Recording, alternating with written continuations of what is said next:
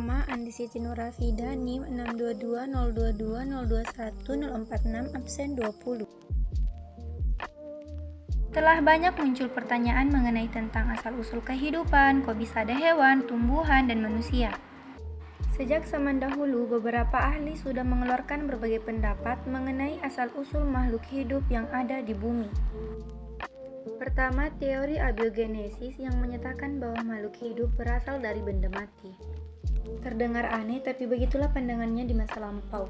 Ini terjadi karena orang-orang pada zaman dahulu mendapatkan fakta dari hal yang dilihat saja atau berdasarkan pengalaman nyata. Penganut dari abiogenesis adalah ilmuwan Aristoteles pada tahun 322 sampai 384 sebelum Masehi. Kemudian ilmuwan Antonie van Leeuwenhoek, seorang Belanda, pada tahun 1677 yang juga ikut mendukungnya. Kedua, teori biogenesis. Teori biogenesis adalah teori asal-usul kehidupan yang menyatakan bahwa makhluk hidup berasal dari makhluk hidup lain. Penganut dari biogenesis adalah yang pertama ada Francesco Redi, kedua Lazzaro Spallanzani, dan yang ketiga Louis Pasteur. Pengamatan para ilmuwan. Pertama, percobaan Francesco Redi. Francesco Redi adalah orang pertama kali yang melakukan percobaan untuk menyangga teori abiogenesis. Redi membuat percobaan dengan memasukkan daging ke dalam dua buah toples, yakni toples tanpa penutup dan toples dengan penutup.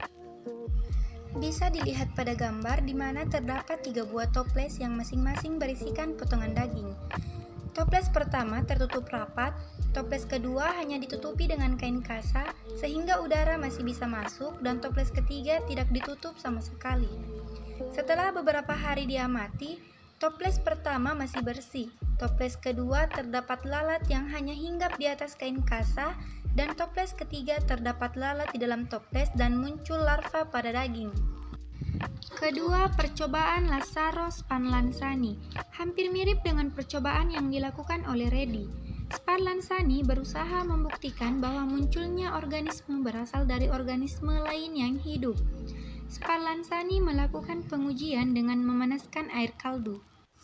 Dilihat pada gambar di mana terdapat 2 air kaldu atau rebusan daging di tempat yang berbeda. Setelah dipanaskan, wadah pertama diberi penutup, sementara wadah kedua dibiarkan terbuka. Setelah didiamkan beberapa hari, terlihat bahwa di wadah yang terbuka kondisi air kaldu menjadi keruh dan aromanya busuk, sedangkan air kaldu pada wadah tertutup tetap jernih. Ketiga, percobaan Louis Pasteur, di mana Louis Pasteur menyempurnakan percobaan Spallanzani sekaligus mematahkan teori abiogenesis. Pasteur memodifikasi wadah Spallanzani dengan wadah labu leher panjang. Dilihat pada gambar, setelah air kaldu dipanaskan dan didiamkan beberapa hari, ternyata air kaldu yang ditempatkan di labu leher panjang tetap jernih, tetapi di ujung bagian lehernya muncul banyak debu dan kotoran, sedangkan pada wadah yang terbuka mengandung banyak mikroorganisme. Perkenalkan, saya Nanda. Teori evolusi. Evolusi merupakan perubahan pada sifat-sifat terwariskan suatu populasi organisme dari satu generasi ke generasi berikutnya. Sedangkan perubahan yang terjadi akibat evolusi sendiri sangat beragam dari segi bentuknya. Teori evolusi menurut Plato. Plato percaya jika ada dunia yang ideal serta abadi dan juga dunia maya atau hayal yang tidak sempurna. Kedua dunia ini bisa dipahami dengan memakai alat indera manusia. Menurutnya, evolusi bisa mengubah dunia dengan organisme yang sudah ideal serta teradaptasi secara sempurna dengan lingkungan. Teori evolusi menurut Aristoteles. Dalam teorinya, Aristoteles mengatakan jika evolusi terjadi atas dasar metafisika alam. Menurutnya, metafisika alam bisa mengubah organisme serta habitatnya dari bentuk sederhana menjadi bentuk yang lain yang lebih kompleks lagi. Teori evolusi menurut Jean-Baptiste de Lamarck. Teori Lamarck atau teori perolehan ini diwariskan secara genetik. Bagian tubuh yang tidak dipakai nantinya akan mengalami retardasi atau tidak berkembang, dan bagian tubuh yang dipakai akan terus berkembang dengan kuat dan semakin besar. Ia juga menerangkan, jika jerapah pada awalnya berleher pendek, dan tidak bisa menjangkau makanannya. Karena letak daun yang tinggi dan leher terus dijulurkan, maka leher semakin panjang untuk mencari makanan. Akhirnya terbentuk jerapah yang berleher panjang. Menurut Lamarck, evolusi bisa terjadi karena pewarisan sifat genetis yang diperoleh dari lingkungan. Teori evolusi menurut August Weismann. Weismann berpendapat bahwa jika sel-sel tubuh tidak dapat dipengaruhi dari lingkungan dengan penurunannya, namun atas dasar prinsip genetika, ia melakukan percobaan demi membuktikan teorinya. Percobaan dilakukan pada 2 tikus yang ekornya dipotong lalu dikawinkan. Hasilnya, generasi keturunan tikus tersebut masih memiliki ekor yang panjang. Dari percobaan itulah ia membuat kesimpulan, perubahan sel tubuh terjadi karena pengaruh dari lingkungan atau faktor eksternal pertumbuhan, tidak diwariskan ke generasi selanjutnya. Weismann juga menyimpulkan bahwa evolusi adalah tentang genetika yang artinya merupakan gejala seleksi alam pada beberapa faktor genetika. Teori evolusi menurut Charles Darwin. Ia menyatakan jika evolusi bisa terjadi karena proses seleksi alam, sehingga teorinya bisa disebut dengan teori seleksi alam. Menurut Darwin, jerapah pada awalnya ada yang berleher pendek dan berleher panjang, bersaing untuk mendapatkan makanan. Seleksi alam menyebabkan jerapah berleher pendek mati karena tidak bisa menjangkau makanan. Akhirnya, hanya jerapah berleher panjang yang hanya dapat bertahan dari persaingan. Perkenalkan, nama saya Suse Adi, akan menjelaskan tentang geografi kehidupan. Geografi kehidupan atau biografi adalah pembagian wilayah berdasarkan kondisi geografi yang terkait dengan kehidupan yang terdapat di dalam. Jadi pembagian wilayah di bumi yang dikaitkan dengan kehidupan tumbuhan dan hewan. Iklim tumbuhan, vegetasi, dan hewan merupakan ekosistem skala besar yang disebut daerah, habitat, atau bioma. Kondisi suatu bioma dipengaruhi oleh faktor biotik dan abiotik.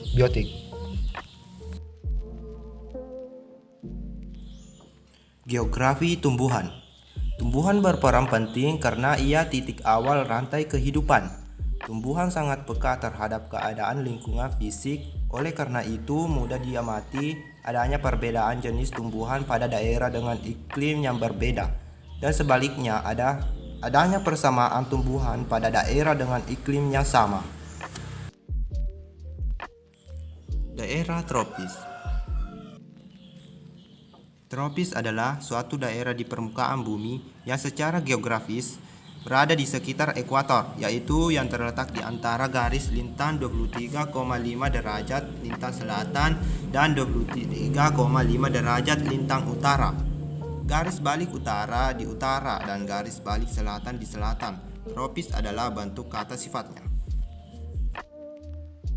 Dan ciri-cirinya memiliki curah hujan yang tinggi dan lebih lama pada setiap tahunnya. Hal ini juga menjadikan tanah di iklim tropis menjadi subur. Penguapan pada air laut cukup tinggi karena terdapat awan di atmosfer.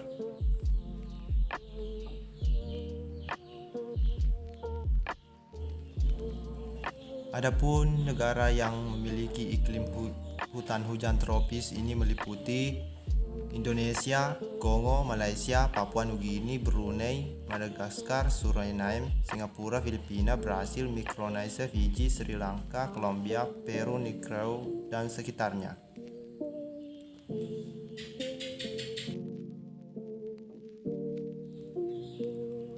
Daerah subtropis. Subtropis adalah wilayah bumi yang berada di utara dan selatan setelah wilayah tropis yang dibatasi oleh garis balik utara dan garis balik selatan pada lintang 23,5 derajat utara dan selatan.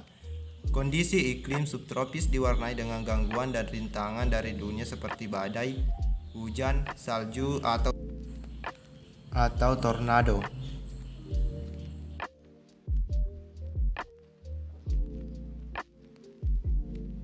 Saya akan membahas pembagian wilayah untuk binatang atau biasa disebut fauna regions.